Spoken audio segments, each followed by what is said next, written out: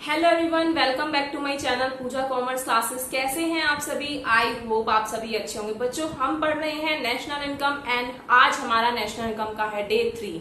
अगर आपने अभी तक डे 1 और डे 2 का वीडियो वॉच नहीं करा है तो आपको आई बटन पे वीडियो का लिंक मिल जाएगा और डिस्क्रिप्शन बॉक्स में भी आपको वीडियो का लिंक मिल। हाँ जी बच्चों, स्टार्ट करते हैं अपना आज का वीडियो।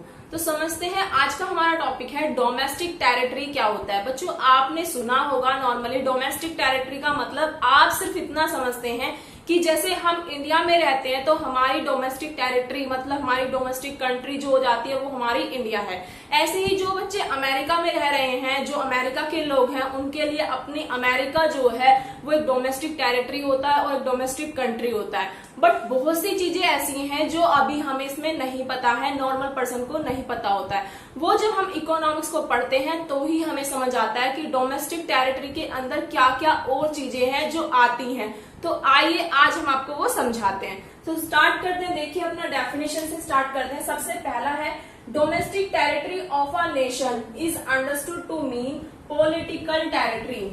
इसका मतलब है जो डोमेस्टिक टेरिटरी होती है वो एक पॉलिटिकल टेरिटरी होती है। वो कैसे मैम? जैसे ये हमारा इंडिया है तो ये पूरा जो एक पॉलिटिकल, ये सारा पॉलिटिकल टेरिटरी माना जाएगा पूरा। तो इसको ही हम क्या कह देंगे अपना, इसको हम बता देंगे कि यही हमारी एक डोमेस्टिक टेरिटरी है। जो एक पॉलिटिकल टेरिटरी है पूरी, यही हमारी क्या है, एक डोमेस्टिक टेरिटरी है। अब बच्चों, इसमें बहुत सी चीजें ऐसी होती हैं जो हमारी डोमेस्टिक टेरिटरी में आती हैं। जैसे कि फर्स्ट देखिए, टेरिटोरियल वाटर। अब ये क्या होता है मैम? टेरिटोरियल वाटर का मतलब है जैसे हमारी इंडिया है, हमारी इंडिया जो है पानी से घिरी हुई है। जैसे हमारा इंडियन ओशियन हो गया, ये सब हमारे पानी से घिरी हुई है। तो जो टेरिटोरियल वाटर हमारी बाउंड्री से टच हो रहा है, जो भी टेरिटोरियल वाटर हमारी बाउंड्री से टच हो रहा है उसको हम क्या कहेंगे, वो हमारी डोमेस्टिक टेरिटरी में आएगा। क्या है? जो भी टेरिटोरियल वाटर आपकी इंडिया की बाउंड्री से टच हो रहा है वो आपकी डोमेस्टिक टेरिटरी में आएगा। नेक्स्ट देखिए, नेक्स्ट है हमारा मिलिट्री स्टेब्लिशमेंट लोकेटेड अब्रॉड। ये क्या है मैम? ये तो कुछ समझ नहीं आया, आइए समझाते हैं। जैसे आपकी इंडिया है और यहाँ पे आपका अमेरिका हो गया। अब देखिए बच्चों, क्या होता है, जैसे इंडिया के कुछ लोग हैं वो क्या करते हैं, वो अमेरिका में जाके एक कैंप वगैरह बना लेते हैं, एक मिलिट्री स्टेब्लिश कर लेते हैं वहां पे ट्रेनिंग के लिए। तो जो ये लोग जो यहाँ पे आपका बना रहे हैं कैंप वगैरह, जो भी ये ट्रेनिंग कर रहे हैं, तो ये हमारी इंडिया की टेरिटरी का ही पार्ट होगा। इसको हम अमेरिका का पार्ट नहीं कहेंगे। तो ये क्या होगा, हमारी इंडिया मतलब हमारी डोमेस्टिक टेरिटरी का ही पार्ट होगा। ये अमेरिका की टेरिटरी का पार्ट नहीं होगा। तो ये भी हमारी डोमेस्टिक टेरिटरी में आएगा। आई होप आपको ये समझ आया होगा। नेक्स्ट देखते हैं। नेक्स्ट होते हैं एम्बेसीज। एम्बेसीज क्या होता है? वो भी बच्चों थोड़ा ऐसा ही है। अब क्या होता है, जैसे मान लीजिए इंडिया के कुछ लोग बाहर घूमने गए टूरिज्म के लिए अमेरिका में, क्या हुआ, उनको कोई प्रॉब्लम हो जाती है तो वो किससे कहेंगे, वो किसी को जानते नहीं। तो क्या होता है, हर कंट्री की एक एम्बेसीज होती है दूसरी कंट्री में। तो वो सारी प्रॉब्लम कुछ भी आती है वहां पे डिस्कस कर लेते हैं। जैसे कि मान लीजिए कोई अमेरिका के लोग आए इंडिया में और अमेरिका की एक एम्बेसीज होगी हमारी इंडिया में। तो ये जो एम्बेसीज है अमेरिका की, ये अमेरिका की टेरिटरी का पार्ट है, ये हमारी इंडिया की टेरिटरी का पार्ट नहीं है। ऐसे ही क्या होता है, इंडिया के लोग अमेरिका में जाएंगे तो हमारी इंडिया की एक एम्बेसीज होगी अमेरिका में। ये जो है ये हमारे इंडिया की टेरिटरी का पार्ट है, ये अमेरिका की टेरिटरी का पार्ट नहीं है। तो ये भी हमारा डोमेस्टिक टेरिटरी में आता है। आई होप आपको ये क्लियर हुआ होगा। नेक्स्ट है हमारा oil and natural gas rigs. ये क्या होता है बच्चों? जैसे यहाँ पे हमने टेरिटोरियल वाटर देखा, तो यहाँ पे ही कुछ हमारे ऑयल और गैसेस होते हैं, तो वो भी हमारे टेरिटोरियल में ही आते हैं, हमारी इंडिया की टेरिटरी में ही आते हैं। वो कैसे मैम? जैसे नॉर्मली आपका टेरिटोरियल वाटर आता है इंडिया की टेरिटरी में, ऐसे ही अगर यहाँ पे कोई गैसेस और यहाँ पे कोई ऑयल होगा तो वो भी आपकी इंडिया की टेरिटरी में ही काउंट होगा। आई होप आपको ये समझ आया होगा।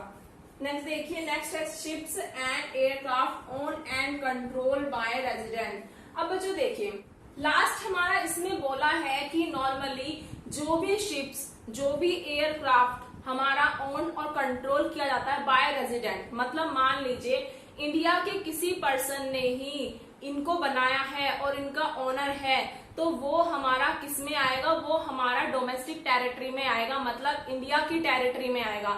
ऐसा ही मान लीजिए कोई अमेरिका के लोग हैं, मतलब अमेरिका के किसी रेजिडेंट ने कोई एयरक्राफ्ट या कोई भी अपना शिप वगैरह बनाया, उसका ओनर जो है वो अमेरिका का रेजिडेंट है, तो वो किसकी टेरिटरी में आएगा, अमेरिका की डोमेस्टिक टेरिटरी में आएगा, वो इंडिया की टेरिटरी में नहीं आएगा। तो यहाँ पे आपको यही समझाया हुआ है। आई होप बच्चों आपको डोमेस्टिक टेरिटरी बिल्कुल क्लियर हुआ होगा। कुछ भी नहीं है, बस आपको ये सब चीजें याद रखनी है कि डोमेस्टिक टेरिटरी के अंदर आपका क्या क्या आता है। नॉर्मली डोमेस्टिक टेरिटरी का मतलब तो सभी को पता है, नॉर्मली हम जिस लोकेशन में रह रहे हैं, जिसे हमारी इंडिया है, हमारी कंट्री है, यही हमारी क्या कहलाती है, डोमेस्टिक टेरिटरी कहलाती है। अब एक्स्ट्रा जो हमने आपको आज बताया है वो आपको याद रखना है। हाँ जी बच्चों, आई होप आपको डोमेस्टिक टेरिटरी क्लियर हुआ होगा। अब हम समझते हैं नॉर्मल रेजिडेंट क्या होता है। बच्चों नॉर्मल रेजिडेंट का मतलब होता है कि जो पर्सन आपका एक कंट्री में ही रह रहा है बहुत टाइम से, और उसका जो भी इकोनॉमिक एक्टिविटी है, वो पर्सन भी हो सकता है, कोई इंस्टीट्यूशन भी हो सकता है, और उसकी इकोनॉमिक एक्टिविटी भी उसी कंट्री में होती है। मतलब खाना पीना कमाना सब कुछ उसका उसी कंट्री से हो रहा है और उसी कंट्री में वो बहुत टाइम से रह रहा है, तो वो ही होता है हमारा नॉर्मल रेजिडेंट। आइए समझते हैं डेफिनेशन से। देखिए, एन इंडिविजुअल और एन इंस्टीट्यूशन, तो आपको इस चीज से समझ आ रहा है, कोई पर्सन भी हो सकता है, कोई इंस्टीट्यूशन भी हो सकता है।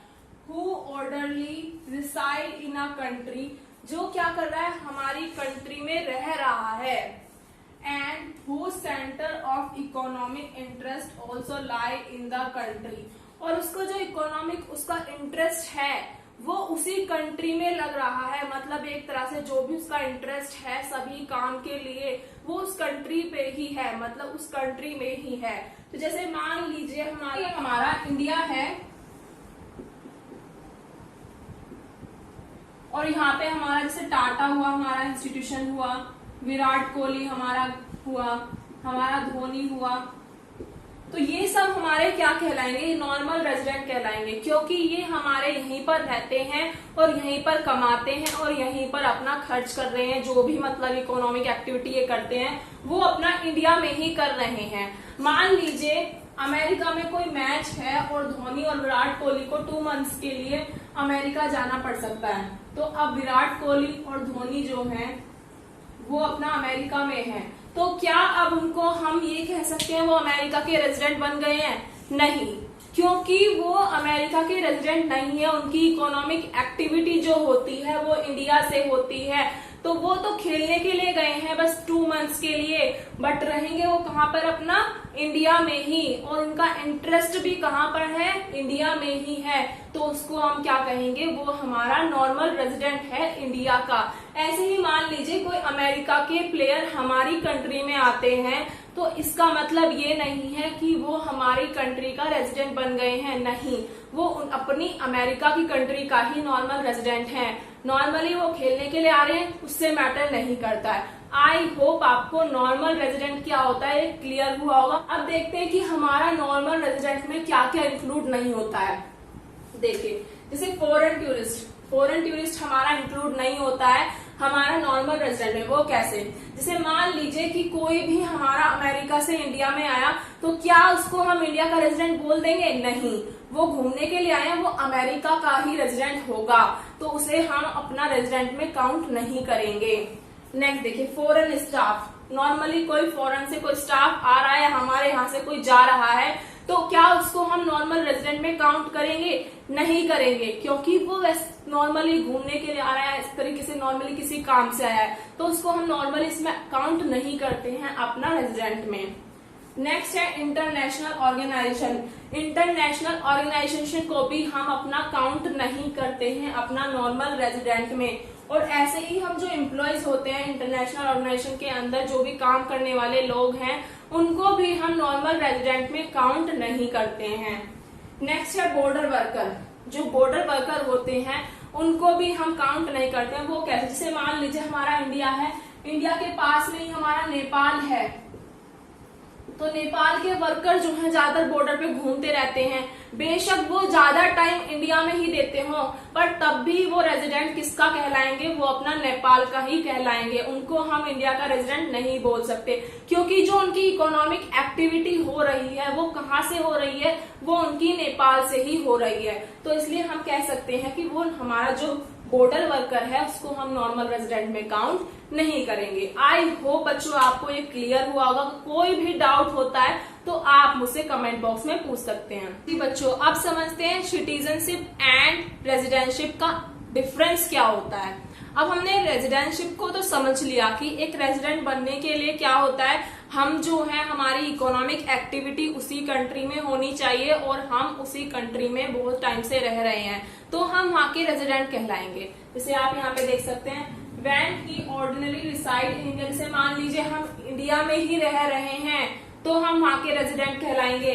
और central economic interest in India, जो हमारा इकोनॉमिक इंटरेस्ट है वो भी हमारा इंडिया में ही है, तो हम रेजिडेंट कहलाएंगे। और एक चीज और है बच्चों, मोर देन 1 ईयर, अगर मान लीजिए कोई पर्सन 1 साल से ज्यादा दूसरी कंट्री में रहता है तो उसको वहां का रेजिडेंटशिप मिल जाता है। जैसे मान लीजिए अगर मैं अमेरिका में जाके पूरा 1 ईयर रहती हूँ तो मुझे वहां का रेजिडेंटशिप मिल जाएगा। ये पॉइंट आपको याद रखना है। नेक्स्ट देखिए हमारा सिटीजनशिप में क्या होता है। जो सिटीजनशिप है वो हमें नहीं मिलती है। ऐसे एक रेजिडेंट बन सकता है बट सिटीजनशिप उसको तब मिलेगी, जैसे यहाँ पे देखिए, जो सिटीजनशिप है वो एक लीगल कंसेप्ट माना जाता है, लीगली लॉ के द्वारा ही मिलती है।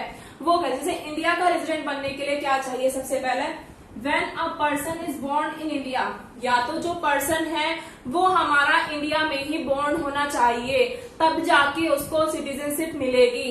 या फिर When Indian law allow to a person to be a citizen of India, और अगर इंडियन लॉ उसको अलाउ करता है कि वो इंडिया का सिटीजन है, या फिर तब उसको सिटीजनशिप मिलेगी।